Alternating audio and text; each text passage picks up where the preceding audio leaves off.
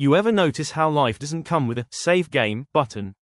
Just the occasional, are you sure you want to quit moment? That's the kind of thought that drifts across your mind when you're 34, sitting on the edge of a sagging couch in Maplewood, Ohio, and watching your game console blink the words game over for the fourth time in a night. Ethan Caldwell, the kind of guy who once thought he'd own a tech startup but now manages online orders for a hardware store, was the kind of man who could find existential meaning in an Xbox failure.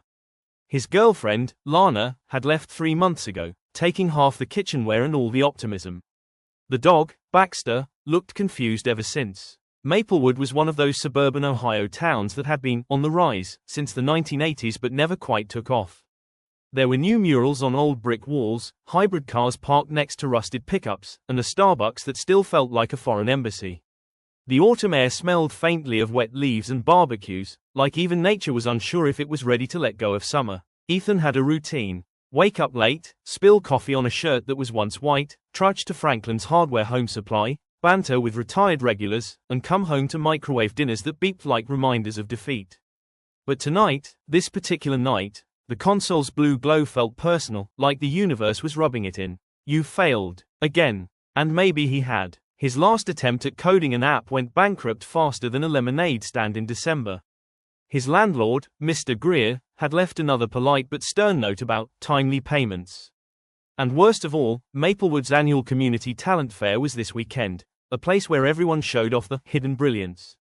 Ethan's hidden brilliance was mostly sarcasm. Still, something about the night, the smell of rain coming, the faint sound of a neighbor's laughter through a thin wall, felt like an invisible nudge. That's how it starts. Not with lightning bolts or motivational speeches. Just a whisper in the air that says, press restart. The next morning broke grey and fog-draped. Ethan shuffled into the kitchen, wearing sweatpants that could legally qualify as ancient relics, and opened the fridge to find expired almond milk, leftover pizza, and hope circling the drain. He sighed. Perfect breakfast of champions. He poured the almond milk anyway. It curdled. Baxter sneezed like an exclamation mark on failure. So, Ethan did what all rational adults do in emotional crisis. He grabbed his hoodie, his car keys, and decided to drive nowhere. Maplewood streets looked half asleep. School buses coughed diesel clouds. Retirees power walked like it was a competitive sport. He ended up at Judy's Diner, a local establishment where the walls were lined with Route 66 memorabilia and the smell of bacon could solve most moral dilemmas. Judy herself was behind the counter, grey hair, red lipstick, a face that could disarm a complaint before it even started. Morning, Ethan, she said, without looking up from the register. You look like Monday rolled itself into a man. Just trying to set a new personal best, he replied. You want your usual. Add a side of self-pity. Already included, she said, pouring coffee that tasted like gasoline but felt like therapy. At the corner booth sat Tommy and Carl, lifelong Maplewood residents and self-proclaimed experts on everything. Tommy, with his fishing cap and unearned confidence, called out, Ethan. You gonna try the talent fair this year or just spectate like a sad philosopher again? I'm working on a stand-up routine, Ethan said dryly. Good, you'll need to stand up when your rent's due, Carl added, laughing like a man who'd never updated his jokes since 1989. Ethan smiled thinly. This was Maplewood love, brutal honesty wrapped in familiarity. By noon, he found himself wandering through Maplewood Park, where the fairgrounds were half assembled.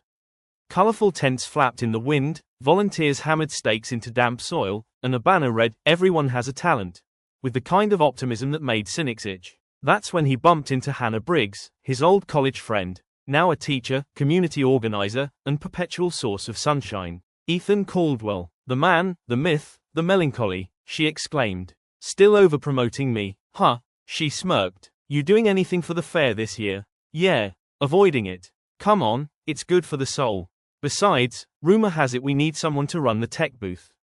You know, music, lights, microphones. Simple stuff. Manual labor for no pay. My favorite kind of gig. She shrugged. Maybe it's your restart button.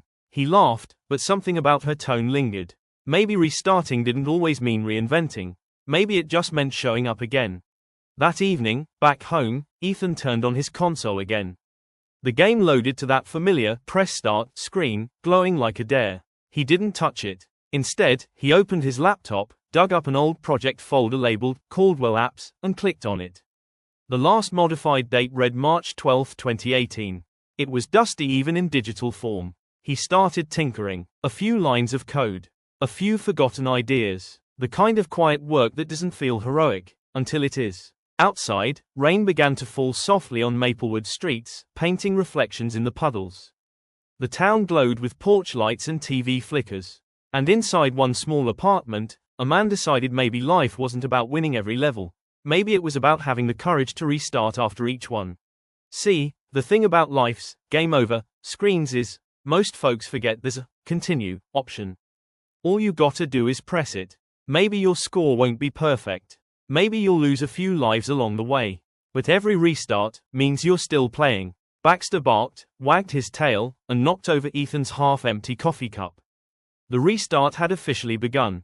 There's something about early autumn mornings in small-town Ohio that makes even failure smell optimistic. Maybe it's the maple syrup drifting from diner windows. Maybe it's the sound of leaf blowers acting like they've got somewhere important to be. Or maybe, just maybe, it's the way sunlight hits a man who finally decided to start over. Ethan Caldwell woke up on Saturday with that strange mix of nerves and caffeine that only comes before a community event. The Maplewood Talent Fair, a humble annual gathering of dreams, delusions, and decaf, was about to begin. He wasn't competing, technically. He'd agreed, against his better judgment, to run the tech booth, thanks to Hannah's relentless charm and one too many cups of diner coffee. It wasn't a glamorous gig, but it was something. And sometimes something is where all restarts begin. Blank, blank. By 9 a.m., the fairgrounds were alive. The sky wore that clear, high blue you only get in October. Vendors set up stands selling caramel apples, funnel cakes, and deep-fried optimism. A local band called the Paper Towels tested microphones with questionable confidence.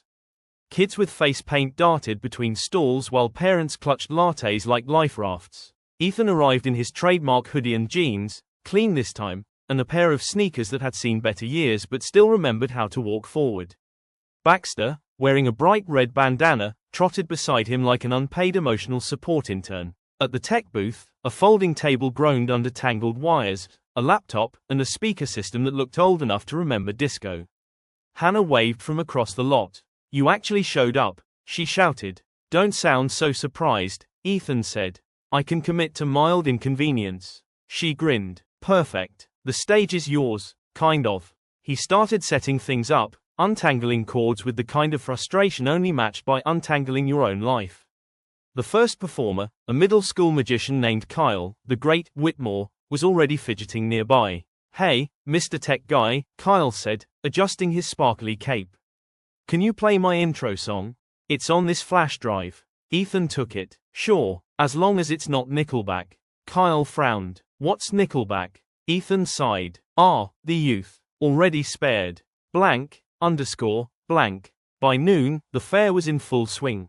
The crowd cheered as elderly tap dancers shimmied across the stage, teenagers played heartfelt acoustic songs about breakups they hadn't really had yet, and a man named Jerry Olson attempted to juggle chainsaws unplugged. Thankfully, Ethan, behind his laptop, started to enjoy it.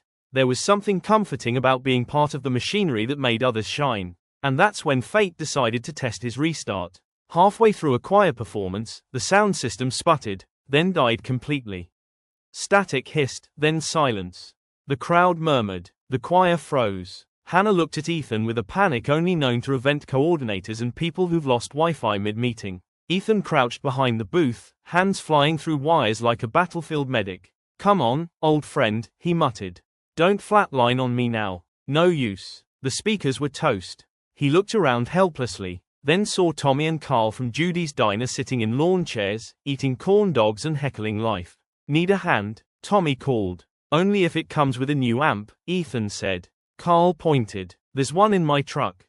Used it for karaoke last Christmas. Still smells like whiskey and bad decisions, but it works." And just like that, half the fair gathered to help. The Maplewood volunteer spirit, fueled by caffeine and gossip, sprang to life. People fetched extension cords, plugged and unplugged cables, and somehow, against all odds, sound returned, with a loud, triumphant BZZZT pop whoosh. The crowd cheered like it was a touchdown. The choir resumed, and Hannah gave Ethan a thumbs up that could light a town. Now, if you've ever doubted community, Watch what happens when you give people a shared problem. Fixing things together has a way of reminding folks they're not broken alone. As the day rolled on, Ethan started feeling something unfamiliar: purpose.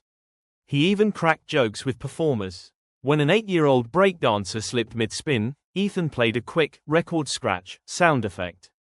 The crowd roared with laughter, the kid grinned, and the moment became a highlight reel of imperfection. Later that afternoon, Hannah walked up, holding 2 lemonades. "You're in your element," she said. "My element is usually failure," he replied. "Then maybe this is just a remix." They laughed, the kind of laugh that feels like it belongs to something new. By evening, string lights blinked on, the air smelled of sugar and sawdust, and the final act, a high school band called North of Nowhere, took the stage. They were raw, loud, and honest, the way youth tends to be before rent and taxes dull the edges. Their last song, called "Start Again," was a surprise hit. Half the crowd swayed, phones glowing like fireflies. Ethan looked out from the booth, and for the first time in a long time, felt part of something bigger than his own frustration. The moment was interrupted by a sudden power surge. The lights flickered, the mic popped, and the main breaker snapped. Darkness swallowed the fair. A few screams, then laughter. The night had gone rogue again. Hannah's voice cut through. "Ethan, any ideas?" He grabbed a flashlight, pointed it at his laptop, and shrugged. Manual mode. With a grin, he started playing the band's music directly from his laptop speaker, tiny but determined. The band kept playing. The crowd started clapping in rhythm. Soon, the entire park became a chorus of claps, laughter, and cell phone flashlights. No power, no perfection, just pure, human energy. Sometimes, restarting ain't about rebuilding the system. Sometimes it's about realizing you never needed all that power in the first place.